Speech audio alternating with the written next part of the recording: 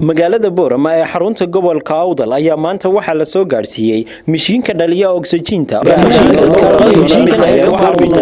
mid lagaga maarmi doono gebi ahaanba baahida oxygen ee ka jirtay gobolka Awdal.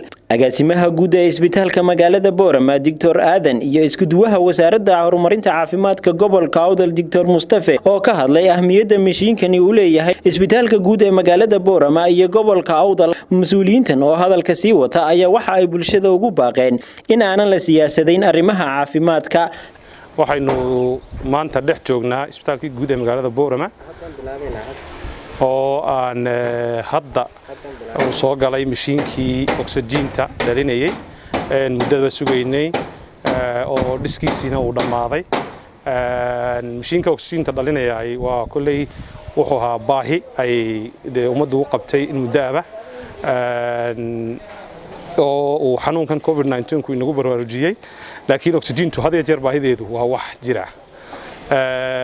mishiinkani markaa waa Turkish, waxa uu saacadii sameeynaya ku dhawaad 2 xabo ilaa 3 cylinder.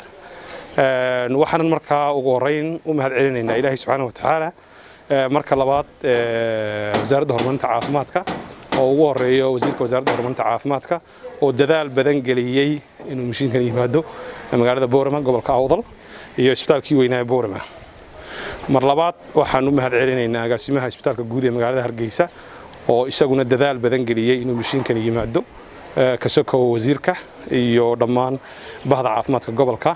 waxa kale oo mahad leh gudoomiyaha gobolka oo isna ka qayb qaatay imaatinka mishiinkan inuu yimaado magaalada Boorama iyo isbitaalka labadaba.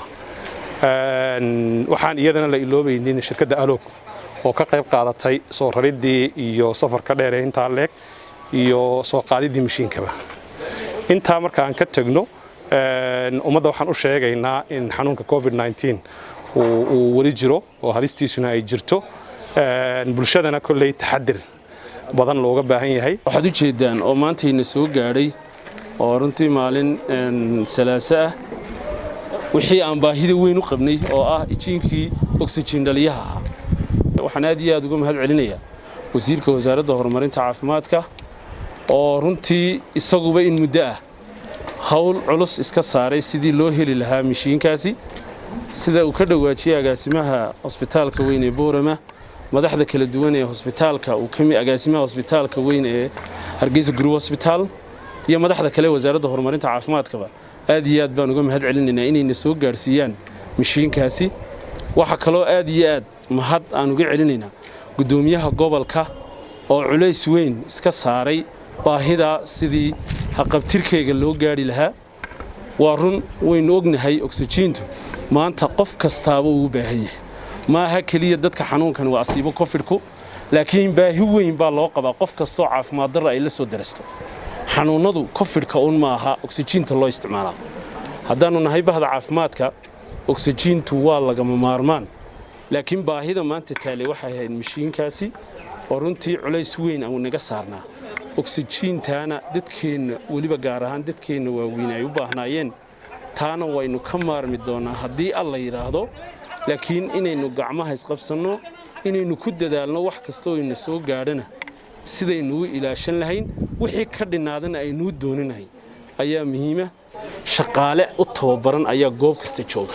shaqaalahaasi waxay u igman yihiin inay ka qabtiraan baahiyaadka bulshada meel kasta oo maanta aynu aragno, hadday dhakhtarka weyn tahay, hadday goobaha kale lagu baxnaan inay bulshada tahayba, iyo hadday tahay goobaha hooyada iyo dhallaanka.